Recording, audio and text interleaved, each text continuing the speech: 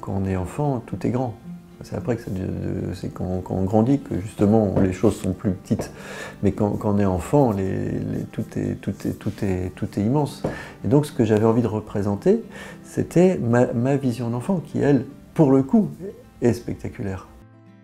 Ce qui concerne l'histoire que je raconte là, enfin la grande histoire, au-delà de l'histoire personnelle et familiale, c'est quelque chose dont on ne parle pas ou plus. Bon, j'ai bien conscience qu'en faisant un livre qui se passe dans la campagne bretonne, le champ des représentations, il est quand même plus réduit. Ce qu'on connaît de la Bretagne, en général, c'est plutôt la mer, la Bretagne de la mer. Voilà, ce que je représente dans Armen, les côtes déchiquetées, les légendes de la mort, les phares, les bateaux, enfin, c'est ce qu'on imagine souvent, enfin, qu'on associe souvent à la Bretagne.